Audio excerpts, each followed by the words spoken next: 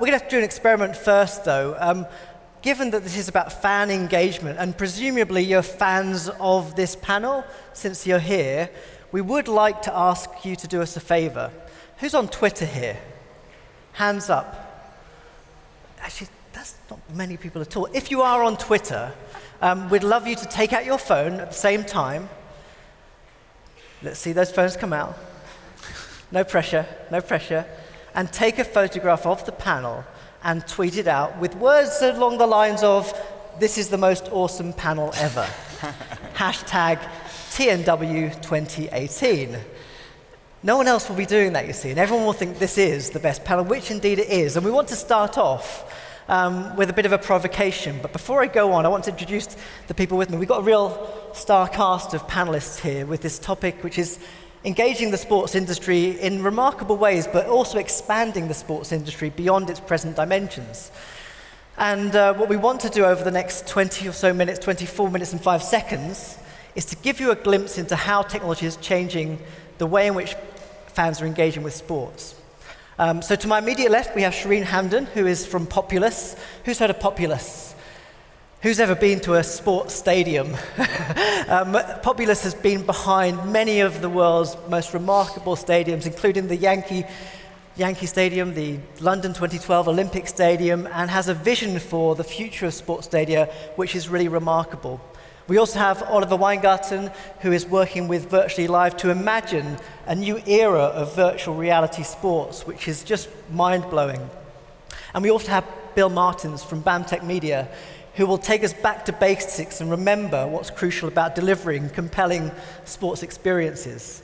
So please welcome my panel.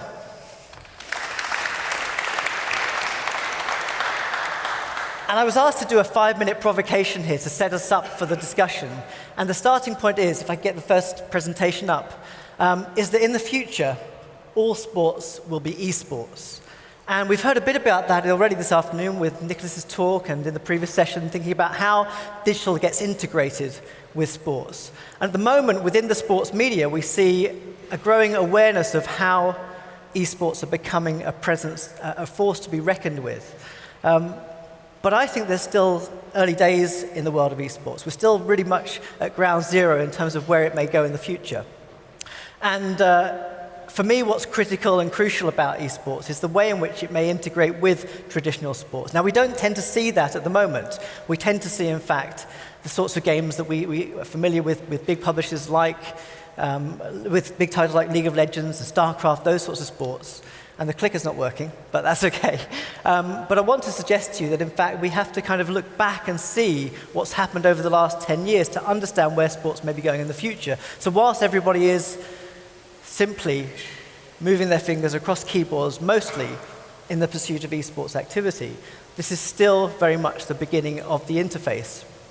And I want you to think about the relationship between the digital and the physical in pursuit of this new era of esports. Why is it that future sports will all be esports? It has to do with that integration of the physical and the digital. We heard a bit of that in the Drone Racing League presentation, where we think about how what's compelling about them is that interface between the physical and the digital experience. But at the end of the Rio Olympic Games, the IOC president made a speech and spoke about the fact that traditional sports need to evolve. They need to adapt because young people aren't playing them as much as they used to. There are many more opportunities to be interactive now than there were in the past. And at the end of those games, we saw, in fact, 5 new sports being added to the Olympic program, including skateboarding, which many people were surprised to see being part of those games. There's always this discussion about how a new practice becomes part of the old institutions of sports. But at the moment, we're at a point where, in fact, we could imagine the possibility of esports becoming part of the Olympic Games. And that's partly to do with this transition that we're seeing, where esports are expanding quite dramatically. Also in Rio, if we can get the sound down, also in Rio, we saw the first showcasing of an esports tournament take place as part of British House. A couple of years later, at the Pyeongchang Olympic Games, Intel, partnering with the IOC, had an esports masters tournament, which began this integration of traditional and new kinds of sports.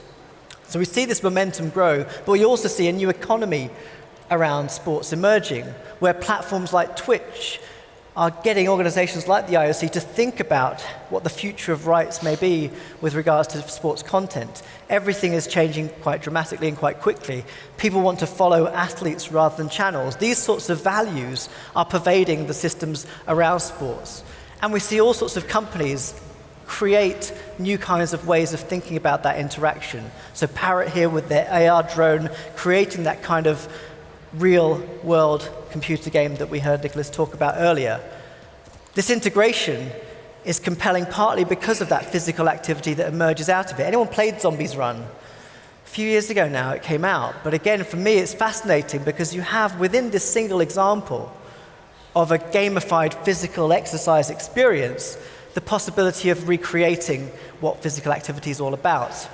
At the Olympic Games as well, we see this experimentation with technology over the years. This again from Rio shows you how they were playing with 360 filmmaking, putting it directly onto YouTube. So a lot is up for grabs in the world of sport at the moment. And that's one of the things that's really exciting, that people are trying to imagine the new possibilities of delivering completely different sports experiences as spectators.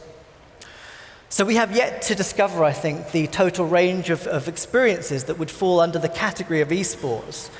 There's a tendency, whenever you see the sort of establishing of a niche within an industry, to think that is what it will be like for the next 10 to 15 years. But in fact, the technologies, the platforms, the devices that we use to interact with esports may be dramatically different. And we can see this going back many years, the capacity for esports. You might remember, anyone remember playing this? Dance Dance Revolution. Physical activity being brought into a games experience. And there was an interesting study from the University of Chicago that showed how this game broke down different social boundaries. In the Athletes Village in Rio in 2016, these games were being played by athletes competing at the Olympic Games. So again, we have that integration of the industries, the gaming industry and the sports industry underpinning this development. And then we have these traditional titles, which we see as being the forefront of the esports industry, but which are just the tip, I think, of an iceberg that is about to grow very quickly. So with that in mind, it's useful to think about what esports might look like in the future and to imagine how we then create new opportunities for engaging fans through interactive experiences like ride-on goggles here with their prototype showing how augmented content could be brought into the headset of someone physically skiing on a piste or snowboarding on a piste. These sorts of capacities, often many of which are still quite early on, have a long way to go still, but this is where we kind of want to leave things. And if you think about an arena presently, what might it look like as a virtual reality space? Whilst we think of these VR demos as being things that we can only see on a screen, how could we create a three-dimensional version of this digital arena to create a completely different sports experiences? And with that in mind, I want to begin the conversation with Shireen. So we're going to switch over to the next presentation if we could. And Populous has been doing some really interesting things in the last year or so, especially. But I think we're going to start off with a video that is a concept video, really, isn't it? Yes. So I'm an architect, and we design facilities that where people love to come together and share a common experience, whether it's a stadium or an arena or a music event.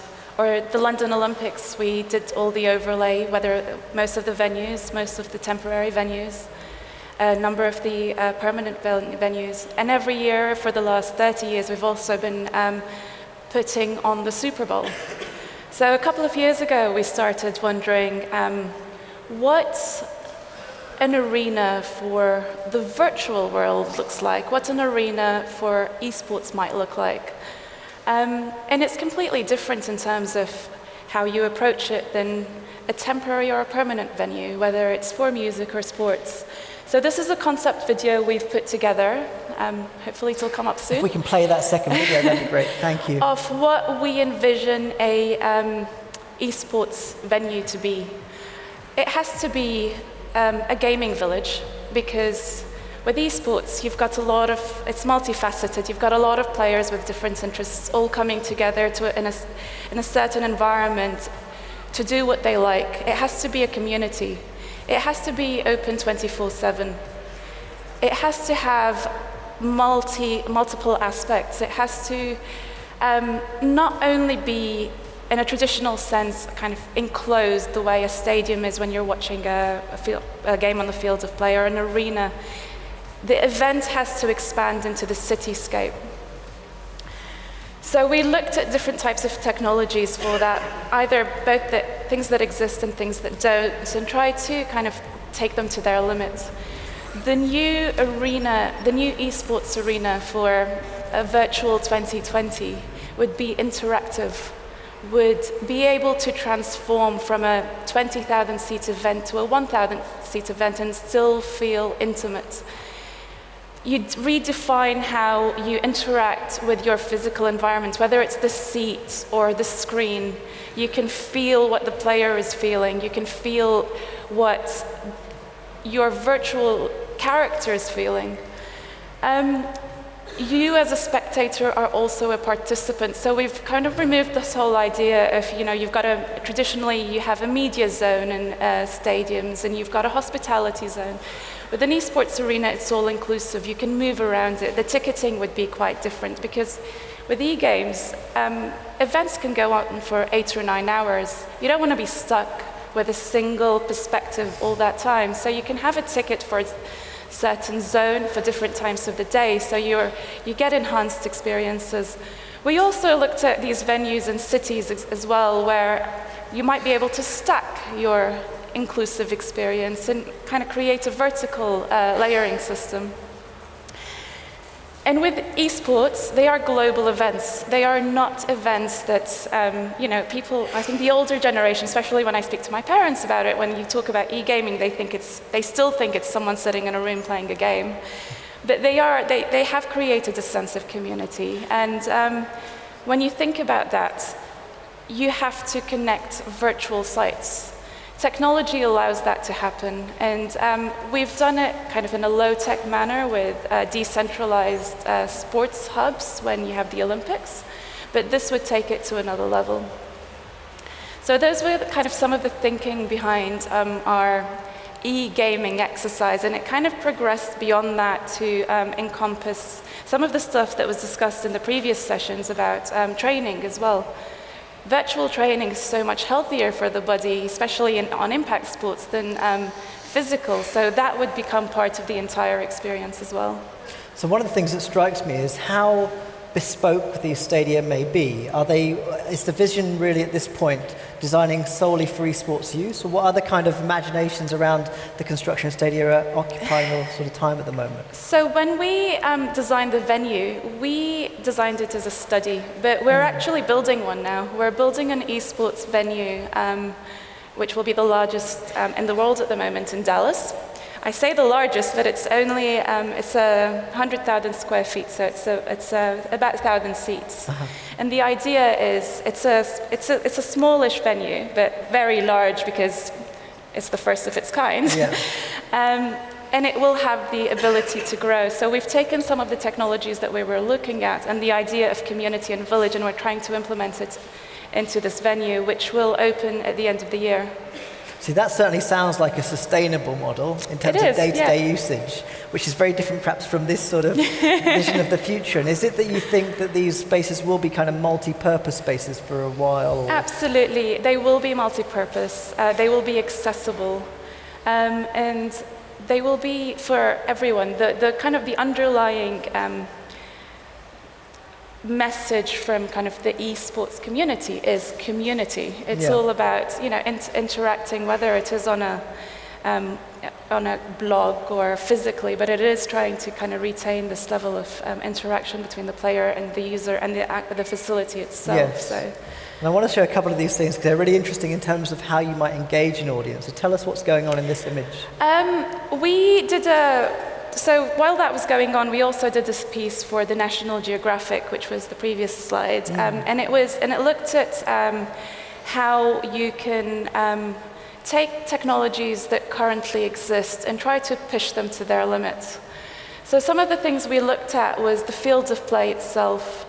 New next generation fiber optic technology, for example, will allow you to gather data from the field of play imagine looking at a shot like this in the future and knowing what the trajectory of the ball will be, the speed.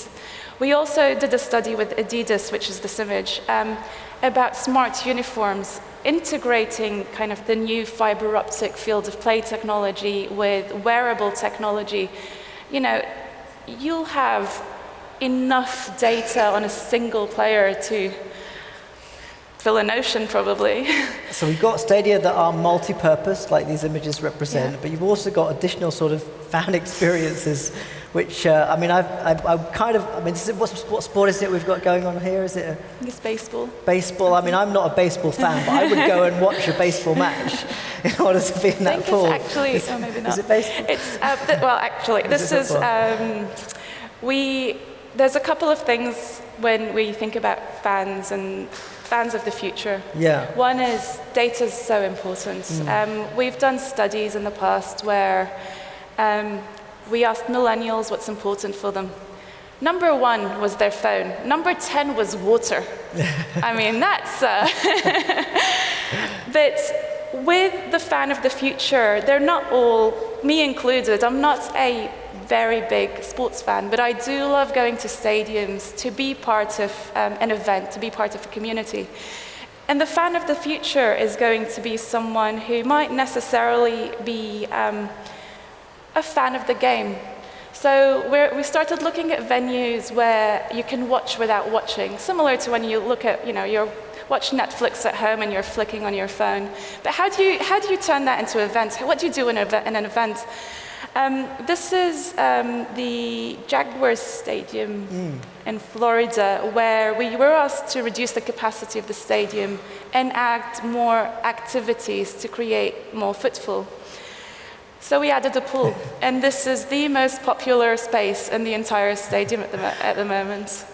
I want to bring in Oliver here. If we could get that third video queued up for us, please, because Virtually Live has been doing amazing things in terms of creating completely different sports experiences. So I wonder, because it seems to me that if you're experiencing sport in a virtual reality headset, do you think of that headset as a kind of stadium in its own right, as a kind of distinct physical space that you occupy? I mean, it's very different to create a sense of community when you're, I guess, isolated within that headset. So tell us a bit about what you've been doing. Yeah, good question. Good afternoon, everyone. I think the point is 2 years ago when Virtually Live started prototyping with various sports leagues in motorsport and soccer, it was positioned as a VR company. And the experience we gave fans through taking real-time data into a CGI environment was extremely immersive. So I'm a sports fan, I love going to events, but we recognize that 99% of fans will never attend an event. I think Adam Silver at the NBA has often said 99% of NBA fans will never get to an NBA arena. So we were saying, there's a problem, how can we deal with that problem? And we felt that by providing an immersive experience, but also one that is very social, so whatever you're doing you can share on all the social media platforms, would be an attractive proposition to the consumer that can't get to the races or wants a complimentary viewing experience. So we started out on virtual reality, but actually in 10 days' time, we're about to announce a major sports partnership, and the announcement will be that the platform is completely agnostic. So the experience that you want to view, such as the one that's on screen, is actually can be controlled via mobile or desktop. And what I'm showing on screen at the moment is that we've recreated the live racetrack, so that's in Berlin, Formula E last weekend, and you have the ability to go in any car. You can choose any driver, and you can cut, record, share on Facebook, Twitch, and really engage a new demographic. And is that creating, so it's all CGI, the experience, and I guess then does that affect in terms of what you can do in terms of advertising in different ways? Is there a different sort of model? So we replicate the racetrack completely into CGI. We have the ability to incorporate the audio from the world feed. We can do deals with broadcast licensees to incorporate the linear broadcast content, but we can be creative with the inventory. We can introduce advertising, we can introduce virtual championships, etc. And it's a real extension into the esports arena, complementing the linear broadcast, because there's that appointment to view, but we recognize people have a finite amount of time to ingest their sport. So this is going to be an app that will be available 365 days a year with content related to the sport. So when you hear Shireen talk about building for the future, where would you imagine people undertaking these sorts of experiences? Is it in the home with headsets, or would it be in bespoke places that well, are... it can be in their home, it can be on their mobile. I mean, there's a finite amount of people that have really gone out and bought an Oculus or an HTC Vive headset. It can be complementary to the track. Your sponsors can utilize it for activations. Yeah. If the bandwidth is good enough in the actual event, there's no reason you can't have your companion app and have it actually giving you a feed of a particular driver that you want to follow that might not be covered in the actual broadcast feed by the host broadcaster. So it's really all-encompassing. And would you go as far as to say that the CGI version would be more compelling than the film-based version, or? Well, look, we're not trying to disrupt the broadcast market just yet, because we recognize where the money comes into sport. I mean, I've been involved in football and Formula One, so I'm very well aware of that. But the fact is, we're providing content for the host broadcaster to put into the world feed. And people come into the TV compound and they struggle to identify which is CGI and which is the real broadcast, much like in a film these days. So I think it's converging. Yeah, I'd like to bring you in here, Bill, because I'm curious to see your reactions to these things you've heard, but also to talk about how that relates to what BamTech is doing. Sure. So, first of all, thanks for having me. Just for those of you who aren't familiar with BamTech, we were formed out of Major League Baseball about 17 years ago, and we've developed a proprietary platform through which we provide direct-to-consumer streaming solutions to premium content brands such as WWE, Sony View, and Hulu. We also own and operate a growing portfolio of direct-to-consumer products, including NHL.TV and the recently launched ESPN+. Last year, we were acquired by Disney to be the foundation for their new direct-to-consumer strategy, and we also opened up offices in Amsterdam as part of our international expansion, so we're fully built out from an infrastructure and a operating perspective. So I'm going to be the buzzkill on this panel. So first, to be clear, Major League Baseball has led innovation in the streaming space for many years in terms of developing, for example, using data to enhance both digital experiences as well as broadcasts.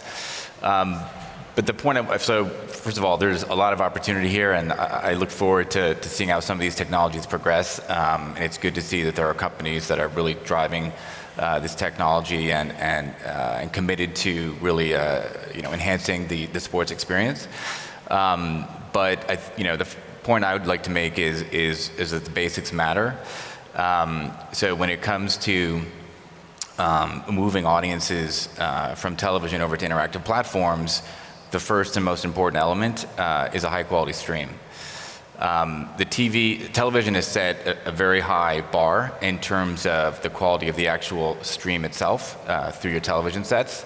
And while there's tremendous opportunity with interactive platforms, the internet ecosystem is far more complex. So I'll just give you a couple of examples of that, that we've sort of dealt with over the years. One is device proliferation. So currently we support over 13,000 different combinations of operating systems and devices. And as many of you know, new devices and versions are coming to the market faster than older ones are deprecated. So supporting that ecosystem of devices is very challenging. There's also a lack of standards on the internet as compared to the television industry. So things like multiple DRMs, streaming formats, et cetera. I would expect over time that, in fact, this is happening. New standards are being developed, but that's still a challenge in a number of areas. And then the last would just be the complexity of the ecosystem. So when you're talking about internet-based products, you're talking about cloud services, you're talking about CDN, you're talking about third-party SDKs, you're talking about proprietary software, et cetera. So all of these different technologies and hardware have to interconnect in a way that works and that delivers, again, an experience that's comparable to what you see on your television set. And what I would also say is as you kind of localize and personalize products, it becomes increasingly difficult to do this at scale. So there are challenges here. The technology continues to improve, but that is the sort of first and most important step, I would say, in terms of building experiences around these events on digital platforms. And just by way of an example, when we did the Olympics for Eurosport recently, And our focus there, it was the first all-digital Olympics, so all the live events and VOD were available for all events on Eurosport Player. And we really made a point of focusing on just delivering a super high-quality stream so that people who were not able to consume that content on television could have a very comparable experience when consuming it through devices. And given that it was in South Korea, given the time zone differences, et cetera, that was actually a pretty important element to the service. So one thing I guess I want to ask you, we've got a couple of minutes before we finish the panel, but the ancient Olympic Games was mentioned in the previous session. Sorry? The ancient Olympic Games was mentioned in the previous session. And I wonder whether you think sports today, with all the technology, are more compelling than they were 2,000 years ago. I mean, is it obviously that these things do, in fact, increase fan engagement, or do they take us away from the experience in any way? So, I think just kind of building on some of the earlier commentary, sports is about emotional touch points, right? I mean, that's really what that experience is about. And I think there's been a lot of emphasis on sort of recreating those different emotional touch points in the arena experience on these new devices.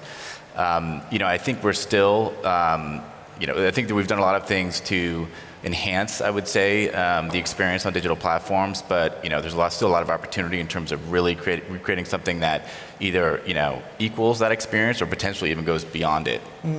So just to give a couple of examples, from an engagement perspective, there's an application that many of you are probably familiar with called HQ Trivia. Social gaming, I should say, I think it has a lot. We can learn a lot from social gaming in terms of how to, emulate, leverage, and enhance these emotional touch points. So HQ Trivia is an application. It's basically a game show. There's 2 contests a day. I think it's at 3 and 9 p.m. Eastern Time. So the participants answer between 12 and 15 questions. It's the process of elimination, and there's real money at stake. And they've managed to build in a very short time a massive audience around this service. And it's all, by the way, done around live video. So it's this whole notion of live interaction with a live event. So that's an example from an engagement perspective. From a monetization perspective, there's the example and how you kind of channel those emotional high points back into your core business. There's this notion of, I'll just describe it. So, if you have a sports application and you're following your team, I've seen in the past on certain products this notion of if a team's doing really well during the season, offering the followers of that team essentially an opportunity to buy a ticket or to buy 2 tickets, right? So one that can be used in the near term, right? Because the team's on a streak and they're very excited about it. And the second, which can be used 2 months from now, when they may or may not be on a streak anymore. So there's opportunities, I think, to take what you know about the consumer and to build monetizations opportunities off of that. And I think there'll be a lot of innovation there as well. BamTech has driven OTT. The way that fans now consume sports media has really been driven out of baseball, having that whole offering, and OTT is a hot topic now in sports rights, isn't it? Yeah. Because you've got the Facebooks and Amazons all looking at how they can acquire and then provide the fan at home with sports coverage. Yeah, certainly. We are out of time, unfortunately. I guess I feel reassured that if the future of sports is in your 3 hands, we'll be in pretty good shape. We keep focused on the basics of what is emotional engagement in sport. We keep making technology driving new kinds of experiences. And we think carefully about the physical spaces in which those sorts of things happen, not least because we kind of imagine that sport is kind of universal and is open to everybody, but people are turned off from sports at a very early age. So in fact, to expand this definition can be a really great thing. Please join me in thanking our panelists for this session.